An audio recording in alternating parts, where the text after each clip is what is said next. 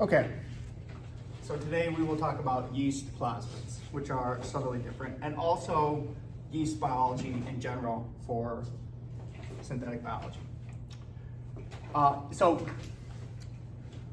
far, we've kind of talked about E. coli. E. coli has come up a little bit. E. coli is kind of like a main model prokaryote. Okay. And the main model eukaryote, single cell, is yeast. So these two organisms are really kind of important for synthetic biology and molecular biology, all the biologies, because when you construct things or do real basic experiments in single cells, you're often going to these systems. So it's a really good idea, if you have experience in the lab, to try to get experience with these organisms, because they become a fundamental tool in your kit to be able to build stuff, okay? So today we'll talk about yeast. Maybe we should even say, like, what's a model? Do we know what that means? Like what makes a good model for science when you say model organism? Fast replicating? Yeah, that's definitely okay. So that's a good one. So we'll keep a list of like things that are good about models. Fast replicating. Cheap. Yes. Cheap. Anything else? Simple. Yes. Simple. So they're single celled. Oh, they're not a machine. Machine. What else? This is kind of like one real important one. Like bioinformatically, what do you want access to? A library. Well, for sure, yeast has good libraries. So we'll say libraries, but what else, like bioinformatically? You want a sequence of what? It's known? What did you say? A sequence that's known? I don't want to give away the answer. Well, you want if you have access to its genome, like you want it to have a sequenced genome. So not all organisms have their genome sequence, and I don't know, maybe like 20 years ago, it's actually much less common that the organism you're working on had its genome sequenced. If you're working with other animals, it's very common that your animal has not had its genome sequenced. So having a sequenced genome facilitates a lot of experimental progress. And so yeast is an important model because of all these things, fast replicating. So its doubling time is about 90 minutes. The doubling time of E. coli is about 30 minutes. So E. coli is kind of like the fastest thing if you want to do experiments in vivo in an organism. E. coli is like the fastest of the fast. Yeast is kind of like the next level, like just right up there real close, 90-minute doubling time. It's definitely cheap, simple. There are libraries, which we'll talk about, and it has a sequenced genome. It was actually the first eukaryote to have its genome sequenced. Okay, that's why it's a model. Okay, let's talk more about those libraries. So yeast is a real good model because you have access to many different libraries. Okay, one library is a deletion library. So this is the universal delta. This is the universal symbol in genetics for a deletion. What's a deletion? Losing a nucleotide? That's almost actually, okay, yeah, that's a type of deletion. So you're correct, so you're not wrong about that. That losing a nucleotide at one position, that's a type of deletion. But that's not really what you mean by deletion, like in the broader sense. How else can you interpret deletion? Knockout. Yeah, that's closer to like what you think of when you think of deletion. So a knockout, describe for me at the molecular level, what is a knockout?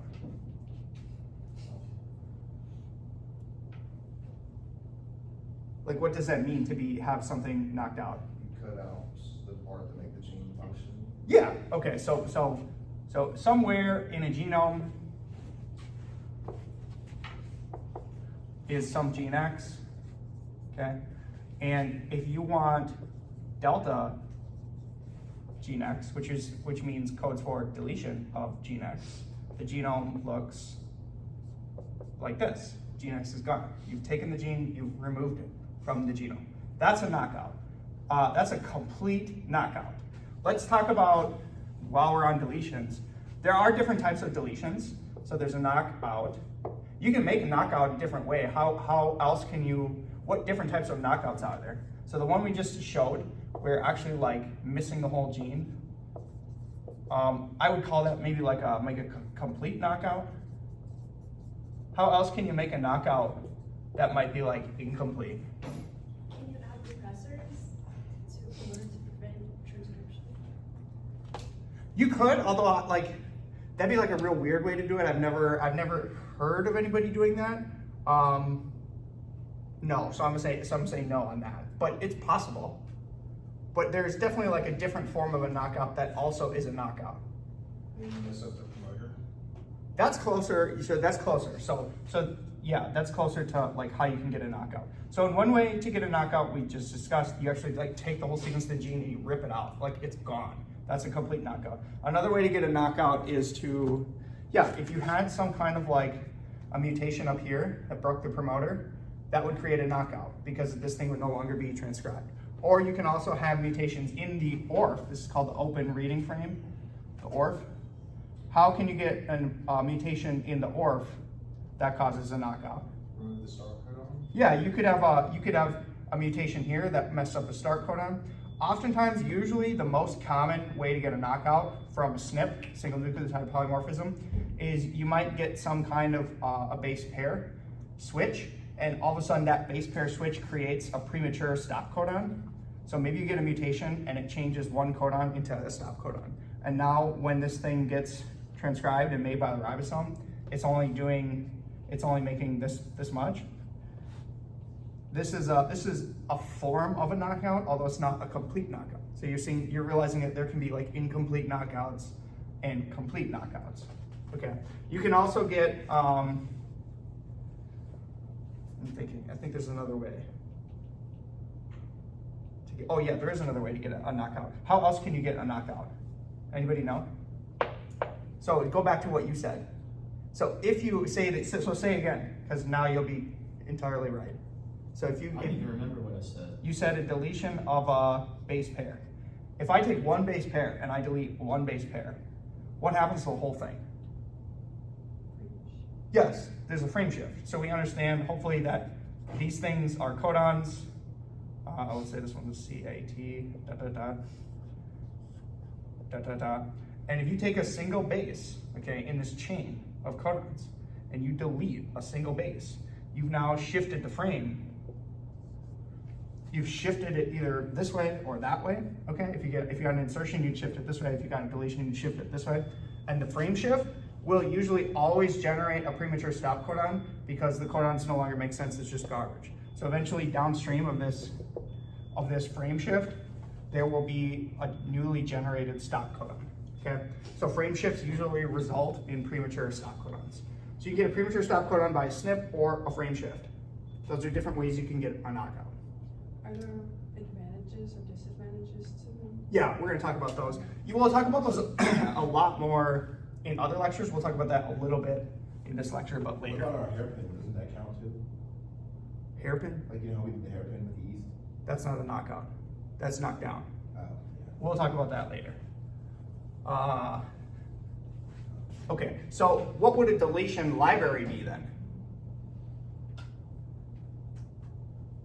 bunch of genotypes that are the knockout of gene. Yes. Okay, so recall back that I described organisms as, so if here's yeast, all organisms are just a set of genes, right? Just a set of genes linked together on a chromosome, okay? So imagine this was the set of genes that codes for the yeast bioprogram, okay? A knockout library is when you make one form of yeast that, say, is missing as a knockout of the first gene, and maybe it starts with 2 down to N. This would be a different strain of yeast, an independent strain, that would be delta number 1. So that's a delta 1 gene knocked out, okay? You could make a whole nother set, or a whole nother strain of yeast, which would be, let's say, delta 2. In that case, it's got gene 1, missing gene 2, gene 3, N. Okay. So these are two distinct, discrete genotypes, and you can do this in theory for every single gene in the set. And if you did this for every single gene in the set, yeast has about 6,000 genes. You could create 6,000 clones. You could store those 6,000 clones in 6,000 little glycerol stock tubes and put it in the freezer. And if you ever wanted to study any of these particular genes, or you felt that one of these genes was important for a pathway that you wanted to study, you could pull out that deletion mutant and you could do experiments with that deletion strain, having had made that knockout before. Okay, so yeast is a very important model because they're very robust. It's one of the most studied eukaryotic models ever, and it has these complete deletion libraries, except for what genes can you not knock out? One's required for life. Yes, so exactly. So if the gene is essential for life, you can't knock it out because the organism will die. So with the caveat of there are some genes that you cannot knock out, you can get a deletion library to the extent that the yeast can survive, okay? So that's a deletion library. Okay, other types of libraries. GFP library. What's a GFP library? We've talked about GFP. What would that be? Green fluorescent protein. Yeah, how would you create a library of that? Why would that be useful? I don't know, maybe it's from like different organisms that can produce it. Nope. You'd be thinking of like a repertoire of fluorophores. Yeah. No. How would you make a GFP library in the context of yeast, what would it be useful for? So think about that similar kind of example where you're creating discrete genotypes that are sets of something unique. Like what could you do with GFP?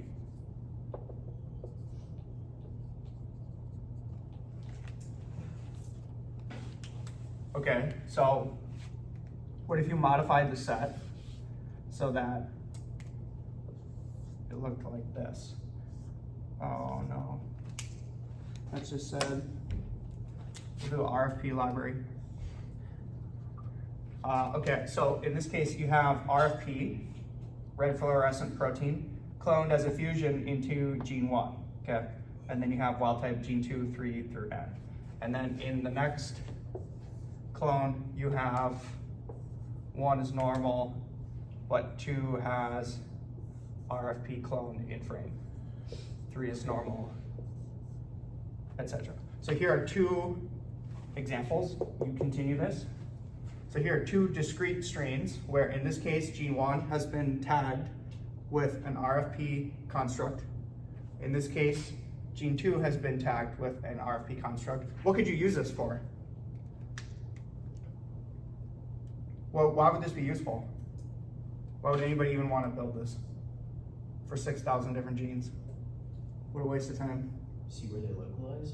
Yeah, like if you actually want to understand how biological organisms work, it'd be really helpful to know where every single one of those 6,000 genes was localized, right?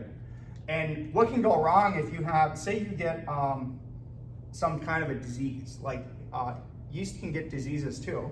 Maybe it has a mutation that causes a malfunction.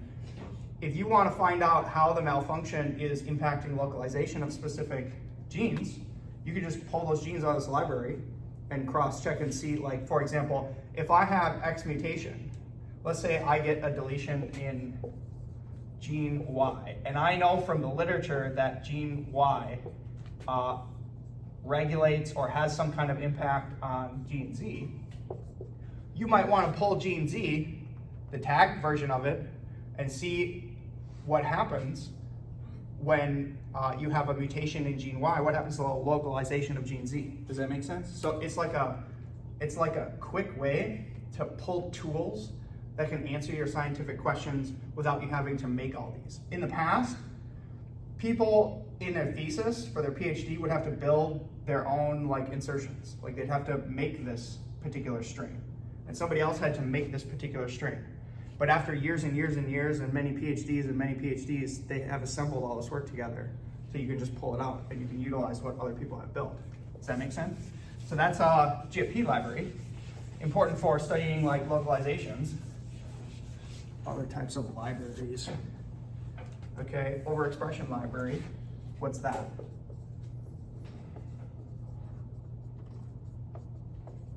So these are all different types of libraries that you can get from Yeast, which is nice to work with. What's an overexpression library? What's expression? What's it mean to express something? What gets expressed in biology? Genotypes are expressed as phenotypes. Sure, I know what you're saying. Like, I would not disagree with that, but that's not what I mean by the expression term. What? Proteins? Proteins get translated. I would say proteins get translated. Gene expression? Yes. Okay. Genes get expressed. Good. Okay. So if you have some gene, what does it mean to express it then? It's on. Yeah, it's on transcription. That's actually what it means. Okay. So expression means transcription of some gene. Okay. Good. We're learning the language. So what's over expression? Just left on. You're close. Like, yeah, you could have it left on, or just essentially like more abundant. Like this would be overexpressed now 3x. So this would be 3x overexpressed, as opposed to this would be maybe like 1x expression. Okay. So how would you construct an overexpression library? Thinking, okay, so if you're going to construct a GFP library or an RFP library, you insert the sequence of the fluorophore right in front of the start codon. Doing this for each gene consecutively would create a fluorophore library. How would you construct an overexpression library? What would you have to fiddle with? So you want increased expression.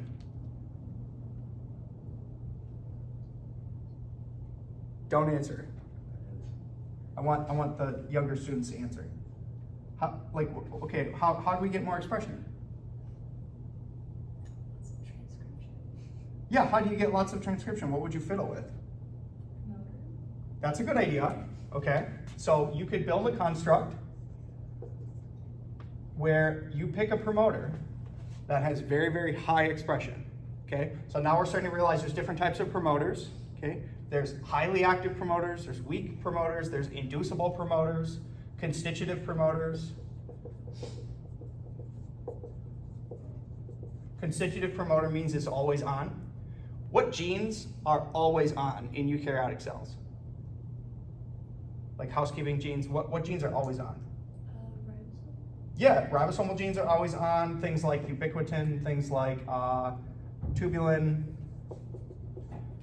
things like myosin. These are cytoskeletal components. So that you understand that there's some genes in each cell that are always expressed at really high levels. Okay, so if you have a gene for tubulin that's always expressed at really high levels, the expression is encoded in that promoter.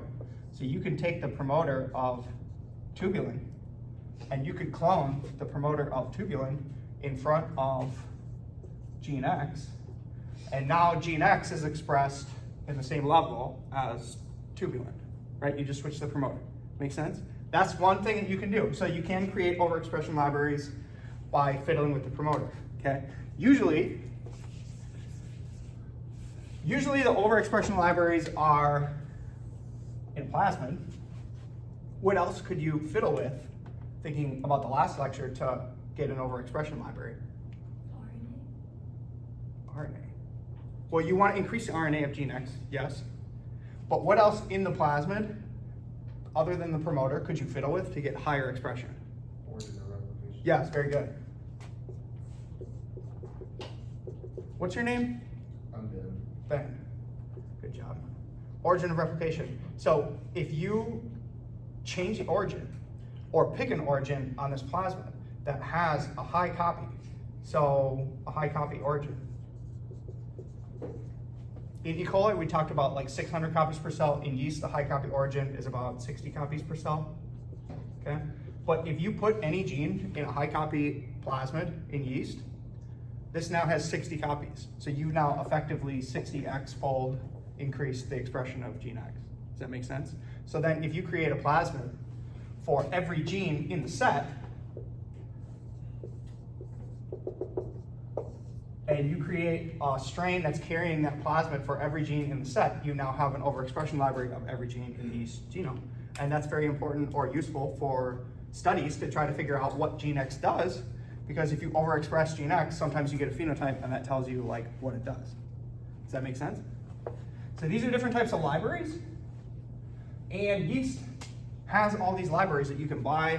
People have them stuffed in their freezers. So it makes it really, really fast as a model to study problems in, okay? All right, other things about yeast.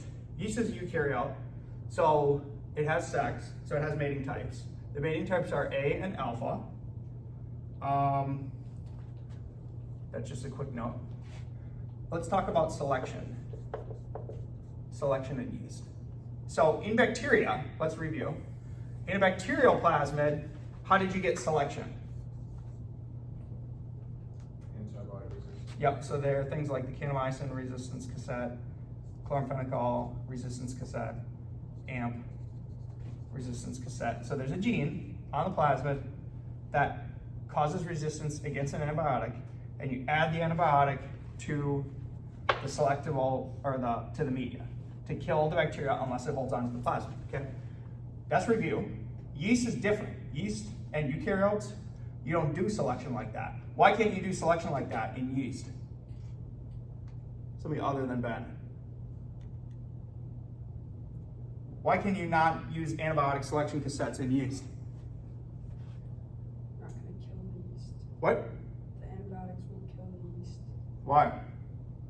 because they're eukaryotes and Mhm. they have broken down everything else. Good, hopefully everybody got that. Like, we now are implementing our knowledge of eukaryotes versus prokaryotes lecture. Yeast are not prokaryotes, okay? Antibiotics kill bacteria, typically through bacteria-only mechanisms. So most antibiotics will not impact yeast. So you can't just take a plasmid built for E. coli with an AMP cassette and put it in yeast and then add ampicillin to the media. Yeast will not hold on to that because the ampicillin has no effect on yeast, okay? So that's not how it works. So in yeast, to get a plasmid to take, you have what's called auxotrophic selection, okay? So in auxotrophic selection, what you have is you make a strain. Do you guys know what I mean when I say strain? What does strain mean? Different from the wild type. Yes, okay, exactly. It's a different genotype from the wild type, meaning you took the wild type and it maybe has some mutation or it's got some allele that's different. That's a strain. It's like a unique thing that has some unique properties to it. Okay, so I'll use that word a lot. Okay, so let's implement now our knowledge of deletions. Okay, the cell has to synthesize all the building blocks that construct all the key pieces of the cell, otherwise it will die, okay? So there are key genes in the synthesis pathways of amino acids. So let's take, let's do His3. So in yeast, there is a gene called His3. What do you think the function of His3 does? Histone something. No. Good guess, but no. Histamine. Histidine, yeah, so His3 is involved in the metabolic biosynthesis of histidine. Very good, okay. So what do you think delta histidine, what's the phenotype of, I should not draw the gene because it's delta. What's the phenotype of strain that's delta His3? No amino acids. They're histamine. Yeah, it cannot